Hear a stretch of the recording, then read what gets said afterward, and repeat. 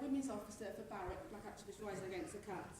And I just want to talk to you about the work, humanitarian aid and solidarity visits we've taken to Calais, and how you can get involved in those in some way to support it. And PCS proudly is supporting that campaign, the work that we're doing as BARAC. But yes, just to recap really, across Europe we see refugees, people fleeing war-torn situations, violence. And actually, if you think about the levels of people fleeing, we talk about around 1 million people fleeing across Europe. But actually, you put it into context, there's millions and millions more that are stuck as refugees and displaced people in neighbouring countries to those wars that are taking place and conflicts and upheaval. And actually, more whole regions are affected by instability, the more people are having to even flee those areas. So we're seeing almost the tip of the iceberg with regards to the effects that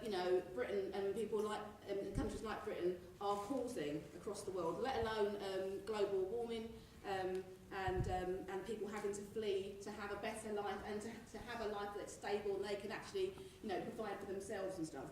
So I want to first start off with a quote from a woman called Flora, who's a former Yarlswood detainee, and she wrote in the International Women's Day article for Morning Star.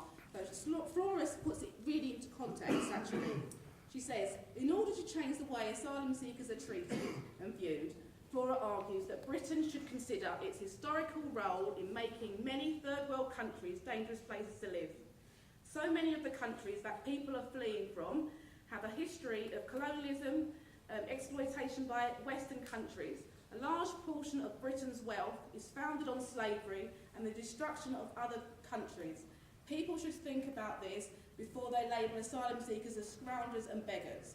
What people don't realise or are taken into consideration is that many of us were organising for survival and change in our home countries, but this is hidden from the story that's been propaganded. I see asylum seekers as heroes. Not many people would be able to leave their loved ones and everything they know behind, often making treacherous journeys over thousands of miles to a place they have no connection to. So that's really putting it into context, the suffering that people have gone through. BARAC's been involved in visits to Calais since the summer of last year. We've also visited the Dunkirk authority-run camp as well, and we have distributed aid. Some people might know about the GoFundMe campaign that we've been running, and Zita was instrumental in setting that up, setting up our campaign work, and Hector Wesley also from PCS, who's our international officer for BARAC. And so we've seen firsthand, along with lots of other people actually, the conditions that people are left in Calais, having, some people have lost their loved ones, have witnessed deaths. Zita comes along with, has brought with her when we've been on one of the visits, her picture of the refugees in a boat, an overcrowded boat, in her artwork, and she's brought that with her in a laminate kind of case. And people have literally come up to us and cried and wanting to tell us their story about how they've been on those boats and how they've managed to survive and how treacherous it's been, and death and stuff.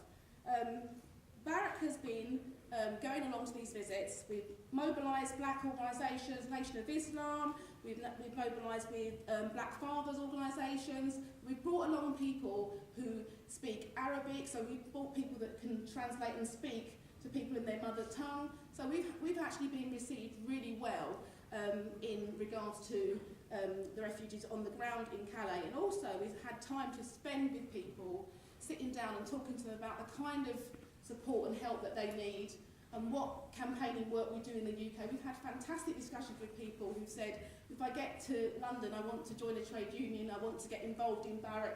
We've shown them the demonstrations in London on our phones with people sitting in their tents. And they, the solidarity work is really inspiring them to understand that it's not just governments trying to hold them behind borders. If you think about what the UK are doing, the UK are completely ignoring their responsibilities, people that are literally an hour away from shores. yeah, that are living in what can only be described as a shanty town with very, very little, if any, facilities. You know, these people, including children that are unaccompanied, are, you know, in desperate situations. And for them to see the solidarity of working class people coming across, that shows them there is hope. Actually, the fortress that the UK is building in Calais with regards to, if you look at the port, where we've spent, you know, the government has spent millions of pounds putting up a huge fence to stop people getting into the port. Actually, there is another world is possible, and that we are campaigning back in the UK to bring them here. And when you talk about the amount of people, it's like 6,000 people, like it's a couple of schools. You know, it's not going to seriously cause any problems in the UK to house these people, many of whom have links with the UK themselves. So as I said, we brought along things like PCS have donated PCS ponchos for people. We've had PCS headquarters as our distribution point, so people have been able to, across the trade union movement, and friends and family have been able to bring donations to the PCS headquarters. Every 4 to 6 weeks, we take all the stuff from your just near your print room and post room area, fill up the big huge van, and Hector and me and Zita and anyone else that volunteers are able to go along to a cash and carry. And actually what it means by getting solidarity from the trade unions for the vehicle and the cost of the ferry means that we don't have to use any of the money that we raise online from members of the public on the GoFundMe for the transportation costs, and the unions are able to get a report back about what we're doing back into the branches. So the solidarity is really appreciated. And we've met people from all sorts of countries, Sudan, Eritrea, Ethiopia, Syria, Iran. I mean, like absolutely loads of places. And you think about actually Afghanistan as well. This government's response to what is the complete opposite, isn't it? You know, as we're campaigning for humanitarian assistance for these people, as people are fundraising in their local communities, the British government, you know, are full steam ahead trying to deport people, chucking people in detention centres. Do you know what I mean? Actually vilifying those people. And you can see how it could easily turn as well with the media being used to propaganda against immigrants and migrants. But actually you can see the possibilities, don't you? Because if you look at the demonstration last year, tens of thousands of people on the streets mobilised. Do you know what I mean? But, you know, coming to the streets and with handmade placards saying they're welcome here, refugees are welcome here. We see the possibilities. So we have to keep on with the anti-racist, you know, campaigning, because actually it's really important. It can tip.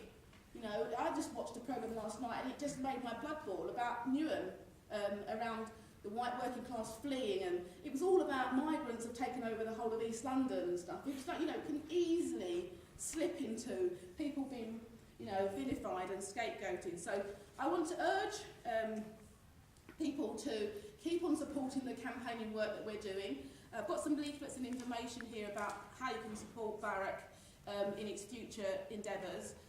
Also, BARAC will be involved in the June the 18th convoys to Calais, along with other organisations, anti-racist organisations, and the trade union movement at large. Lots of trade unions, including PCS, are supporting that convoy to bring unity in solidarity and a political, you know, campaigning demonstration to Calais to say we're with them. So thank you.